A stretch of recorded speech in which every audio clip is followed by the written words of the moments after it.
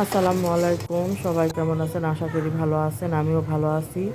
শুভ দুপুর সবাইকে। এই যে আমি দুপুরে রান্না করার জন্য চলে আসলাম। আজকে মুরগির মাংস রান্না করব, যার কারণে ঝাল পেঁয়াজ আগে ভেজে নিয়েছি। পেঁয়াজ রসুন, তারপরে আস্তে আস্তে শুকনো মশলা সব কিছু দিয়ে মশলাটা সুন্দর করে কষিয়ে নেব। মশলাটা কষানো হয়ে গেলে আবার একটু পানি দিব। মশলা কষানোর উপরে তরকারির স্বাদ বাড়ে। আসলে মশলা ভালোভাবে কষানো না হলে কোনো তরকারি খেতে ভালো লাগে না। সব কিছু মিলাই গুঁড়ো ঝালে আমরা গুঁড়ো ঝালটাই বেশি পছন্দ করি কষে।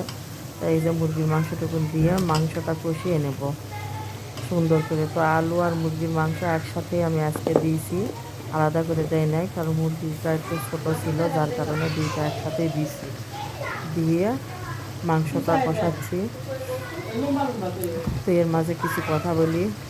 যদি আমার ভিডিওগুলো আপনাদের ভালো লেগে থাকে অবশ্যই আমার ভিডিওগুলো দেখবেন, আর যদি আপনাদের ভালো না লেগে থাকে আমার ভিডিও স্কিপ করে চলে যাবেন, সমস্যা নাই এতে। তো আমাকে যারা ভালোবাসবে অবশ্যই আমার ভিডিওগুলো দেখবে।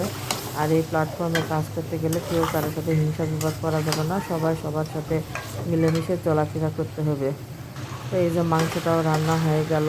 আর মূলত আজকে একটু দেরি হয়ে গেছে রান্না করতে, ছেলের স্কুলে গিয়েছিলাম, বাসায় অনেক কাজ ছিল, সব কিছু মিলায়ে রান্না করতে অনেকটাই দেরি হয়ে গেছে। তো যাই হোক, আমার রান্নাটা কেমন হয়েছে অবশ্যই আপনারা কমেন্টে জানাবেন। আর এর মধ্যে আমি আরও 2 রকমের রান্না বসায় দিছি, এগুলো আপনারা পাবেন। দেখতে থাকেন আমি কী কী রান্না করি। এই যে একটু করে পানি দিচ্ছি আর মুরগির মাংস কষায় নিচ্ছি।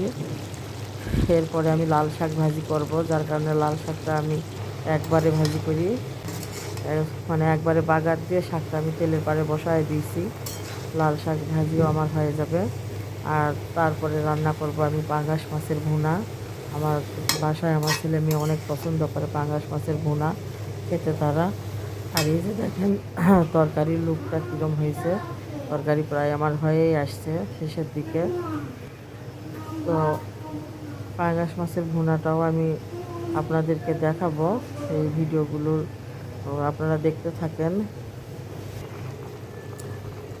তো আসলে ভিডিওটা অনেক বড়, তো কী ভয়েস দিব আমি, আসলে এইভাবে বড় ভিডিওতে ভয়েস দিই না, তো আস্তে আস্তে চেষ্টা করছি ভয়েস দেওয়ার জন্যে।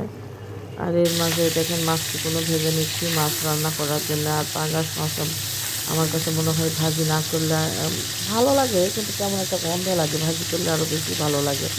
এই মাছ ভেজে নেওয়ার পরে মশলাটুকু কষিয়ে নেব। মাছের মশলা যখন কষিয়ে নিয়ে তারপর ওখানে মাছ দিব। দেখুন কত সুন্দর হয়েছে, মশলা কষিয়ে নিয়েছি আমি, অনেক সুন্দর হয়েছে মশলা কষানো। তারপরে মাছ দিয়ে ঝোলের পানি দেবো একবারে, ভাজা মাছ। তো আর একটা কথা বলি, সবাই বলে যে নতুন ইউজারদের পাশে আছি, নতুন ইউজারদের আসলে কেউই তেমন নতুন ইউজারদের পাশে থাকে না, নতুনরাই নতুন ইউজারদের পাশে থাকে। তো আজকের মতো এখানেই শেষ করলাম। আল্লাহ হাফিজ সবাইকে।